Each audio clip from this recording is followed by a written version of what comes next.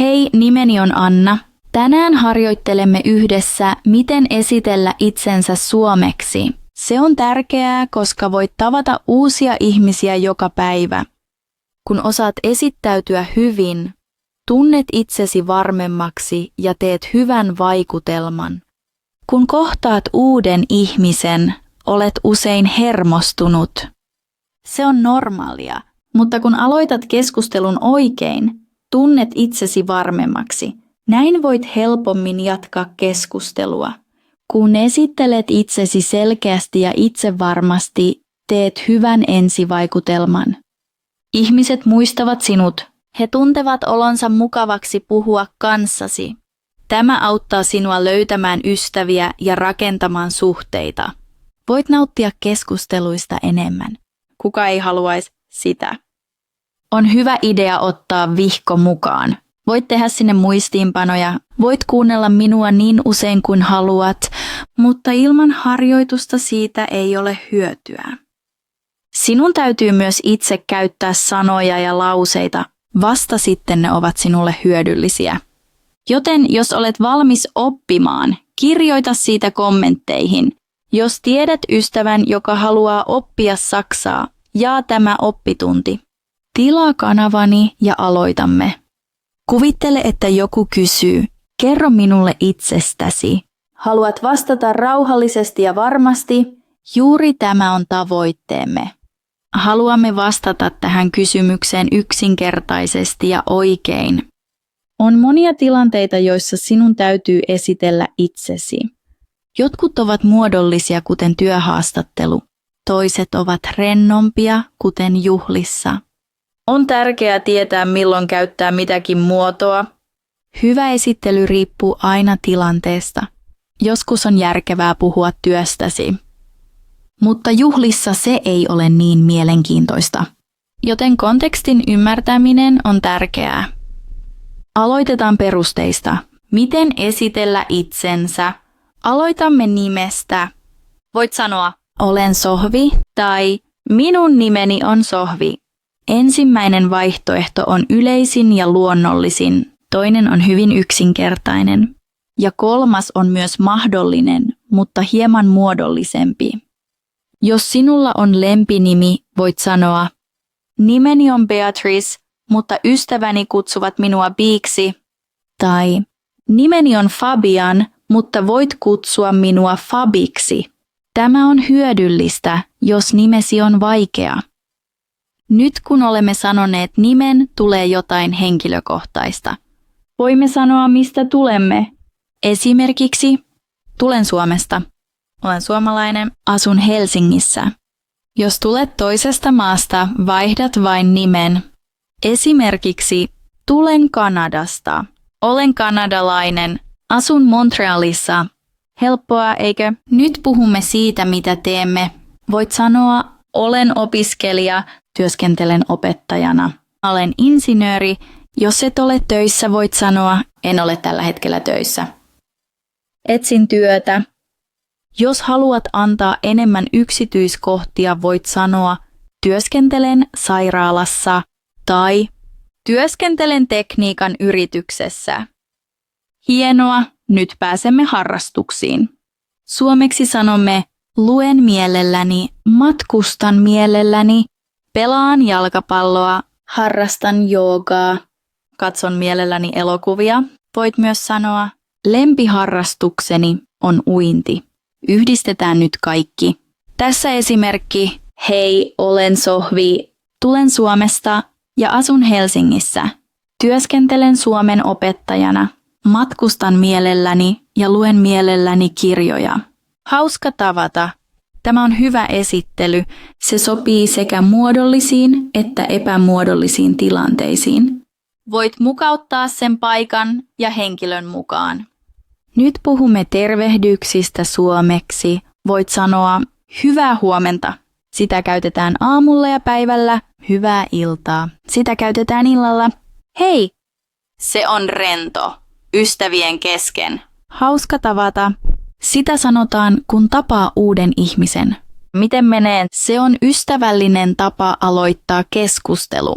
Kun joku kysyy sinulta, miten menee, voit vastata hyvin menee kiitos tai ei kovin hyvin. Nämä yksinkertaiset lauseet auttavat sinua aloittamaan keskusteluja helposti. Oppiminen, kuinka esittäytyä suomeksi, on hyvä ensimmäinen askel. Saat enemmän itsevarmuutta, kun puhut kieltä. Päivittäinen harjoittelu auttaa sinua tulemaan paremmaksi. Yritä puhua esittelysi ääneen. Voit myös kirjoittaa sen. Muutamia yksityiskohtia, jotta se kuulostaa henkilökohtaisemmalta. Nyt siirrymme oppitunnin seuraavaan osaan. Seuraava tärkeä tieto on paikka. Se voi olla paikka, jossa asut nyt. Se voi olla myös paikka, josta olet alun perin kotoisin. On monia tapoja puhua tästä. Annan sulle muutamia esimerkkejä. Kokeile, mikä versio sopii sinulle. Luonnolliseen esittelyyn voit sanoa, tulen Yhdysvalloista. Olen amerikkalainen, asun Washingtonissa. Jos haluat kertoa, missä olet syntynyt, voit sanoa, synnyin New Yorkissa, kasvoin Kaliforniassa, vietin lapsuuteni Floridassa. Jos haluat kertoa, kuinka kauan olet jo asunut jossain, sanot, olen asunut Helsingissä vuodesta 2016. Olen asunut 4 vuotta Turussa. Muutin muutama vuosi sitten Ouluun. Nyt puhumme perheestä. Sinä päätät, kuinka paljon tietoa annat. Jos olet naimisissa, voit sanoa. On ollut naimisissa 5 vuotta. Me olemme olleet naimisissa vuodesta 2020. Jos olet suhteessa, mutta et naimisissa, sanot. Olen ollut suhteessa 3 vuotta. Olemme olleet yhdessä 2 vuotta. Jos sinulla on lapsia, voit sanoa, minulla on poika, hän on 7 vuotta vanha. Olen 2 äiti. Tyttäreni on 5 vuotta vanha ja menee jo kouluun. Jos haluat puhua sisaruksista, voit sanoa, minulla on 3 sisarusta. Tai olen ainoa lapsi. Jos haluat puhua suurperheestä, voit sanoa, asun Helsingissä, mutta suurin osa perheestäni asuu Tampereella. Nyt puhumme harrastuksista ja mielenkiinnon kohteista. Tässä muutamia esimerkkejä. Kokkaan mielelläni, pelaan hyvin mielelläni jalkapalloa. Olen kiinnostunut valokuvauksesta, olen kiinnostunut taiteesta. Hauska tapa esitellä harrastus on näin. Jotain, mitä et ehkä tiedä minusta, on, että rakastan teemailtoja. Lopuksi puhumme työstäsi. On monia tapoja kuvata, mitä teet. Voit sanoa, olen graafinen suunnittelija. Työskentelen insinöörinä. Olen tekniikan yrityksen johtaja. Työskentelen markkinoinnissa. Työskentelen Googlessa. Ja kun yhdistät nämä osat, sulla on hyvä esittely. Varaa aikaa tehdäksesi siitä henkilökohtaisen. Harjoittele ääneen, jotta saat varmuutta. Nyt jatkamme. Opimme, miten kerrot enemmän itsestäsi. Näin keskustelut kestävät pidempään ja ovat jännittävämpiä. Tämä auttaa sinua tuntemaan olosi mukavammaksi, kun puhut suomea. Päivittäisestä rutiinistasi puhuminen on helppoa. Se on hyvä tapa pitää keskustelu elävänä. Voit sanoa, herään 7, syön aamiaista 8, työskentelen 9–5, illalla menen kotiin, syön perheeni kanssa, menen nukkumaan 10. Voit myös mainita säännöllisiä aktiviteetteja. Harrastan 3 päivänä viikossa. Kuuntelen mielelläni musiikkia töissä. Luen kirjan ennen nukkumaan menoa. Luonteesi kuvaaminen auttaa muita ymmärtämään sinua paremmin. Voit sanoa, olen ystävällinen, olen utelias, olen rauhallinen ja kärsivällinen. Opettelen mielelläni uusia asioita. Jos haluat sanoa, mistä et pidä, voit sanoa, en pidä myöhästymisestä, en pidä kauhuelokuvista. Unelmiesi ja tavoitteidesi kertominen tekee esittelystäsi mielenkiintoisempaa. Voit sanoa, unelmani on matkustaa maailman ympäri. Haluan tulla lääkäriksi. Haluan oppia soittamaan pianoa. Tavoitteeni on parantaa suomen kielen taitoani. Voit myös kertoa, miksi opiskelet suomea. Esimerkiksi, opiskelen suomea, koska rakastan kulttuuria. Haluan puhua suomea matkustaakseni Suomessa. Opiskelen suomea työtäni varten. Pitääksesi keskustelun elävänä on hyvä esittää kysymyksiä. Se osoittaa kiinnostustasi.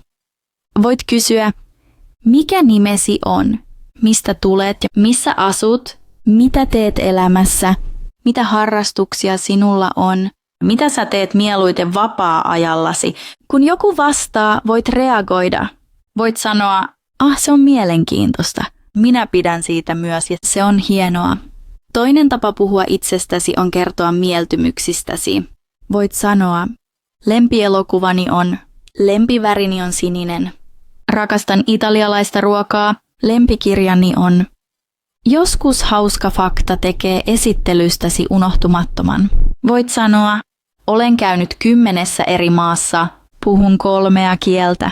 Kerään mielelläni postimerkkejä. En pidä kahvista, vaikka kaikki ympärilläni rakastavat sitä. Harjoitus tekee mestarin. Nyt kun tunnemme monia tapoja puhua itsestäsi, harjoittelemme laittamaan kaiken yhteen. Esimerkki, hei, olen Sohvi, tulen Suomesta ja asun Helsingissä. Työskentelen suomen opettajana, matkustan mielelläni, luen mielelläni kirjoja ja harrastan joogaa. Olen utelias ja rakastan oppia uusia asioita. Unelmani on vierailla Japanissa. Entä sinä, mikä nimesi on? Mistä tulet? Tervetuloa oppituntimme viimeiseen osaan, miten esitellä itsensä suomeksi. Olemme oppineet perusteet nimesi, taustasi, työsi ja harrastuksesi. Olemme puhuneet päivittäisestä rutiinistasi, luonteestasi, unelmistasi ja tavoitteistasi. Nyt 3. osassa menemme vielä pidemmälle, opimme puhumaan kokemuksistasi, kertomaan pieniä tarinoita ja kuvaamaan menneitä tapahtumia. Tämä auttaa sua käymään jännittäviä keskusteluja ja yhdistymään paremmin muihin ihmisiin. Menneistä kokemuksista puhuminen on erittäin hyödyllistä. Voit kertoa matkoista, voit myös kertoa tapahtumista, joissa olet käynyt, tai voit puhua erityisistä muistoista. Yksinkertaisia lauseita ovat, viime vuonna matkustin Espanjaan. Viime kuussa kävin loistavassa konsertissa. Lapsena pelasin mielelläni jalkapalloa. Olen jo käynyt Kölner-Domissa. Voit lisätä yksityiskohtia, jotta tarinasi ovat jännittävämpiä. Voit sanoa, se oli todella hauskaa, koska tapasin ihmisiä ympäri maailmaa. Aluksi olin hermostunut, mutta sitten tulin varmaksi. Toinen vaihtoehto on kertoa pieniä tarinoita. Niissä auttaa yksinkertainen rakenne. Kerro, mitä tapahtui. Kerro, milloin se tapahtui. Kerro, miltä sinusta tuntui. Esimerkki. Eräänä päivänä halusin sukeltaa ensimmäistä kertaa. Se oli lomalla Kreikassa. Aluksi pelkäsin. En ollut koskaan ollut niin syvällä vedessä. Mutta opettaja oli ystävällinen. Hän auttoi minua. Lopulta rakastin sitä. Näin värikkäitä kaloja, näin kauniita koralleja. Se oli uskomatonta. Voit myös kuvailla menneitä tapahtumia. Voit sanoa, 2 vuotta sitten aloitin suomen opiskelun. Viime viikolla katsoin erittäin mielenkiintoisen elokuvan. Tapasin parhaan ystäväni yliopistossa. Voit myös kuvailla tunteita. Voit sanoa, olin erittäin onnellinen, koska läpäisin kokeeni. Olin yllättynyt kaupungin kauneudesta. Tarinan jälkeen voit myös sanoa, mitä opit. Tämä tekee kertomuksestasi kiinnostavamman. Voit sanoa, tämä kokemus opetti minulle, ettei pidä pelätä uutta. Ymmärsin kärsivällisyyden merkityksen. Pidäksesi keskustelun elävänä, voit kysyä myös toisten kokemuksia. Voit sanoa, oletko ollut ulkomailla? Mikä on kaunein lapsuuden muistosi? Oletko koskaan kokeillut ekstreme-urheilua? Nyt on sinun vuorosi. Yritä tehdä oma pieni tarinasi. Aloita yksinkertaisella tapahtumalla. Lisää muutamia yksityiskohtia. Kerro, miltä sinusta tuntui. Jaa tarinasi ystävän kanssa tai kirjoita se kommentteihin. Tässä on esimerkki harjoitteluun. Hei, olen Sohvi. Tulen Suomesta. Viime vuonna matkustin ystävieni kanssa Italiaan. Vierailimme Roomassa, vierailimme Firenzessä, rakastin italialaista ruokaa, varsinkin pizzaa ja jäätelöä. Se oli unohtumaton kokemus.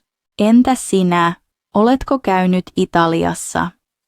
Onnittelut, olet suorittanut kaikki 3 osiota tästä oppitunnista. Olet oppinut esittelemään itsesi. Olet oppinut puhumaan päivittäisestä elämästäsi. Olet oppinut jakamaan henkilökohtaisia tarinoita suomeksi. Jatka harjoittelua ja tulet varmemmaksi ja sujuvammaksi.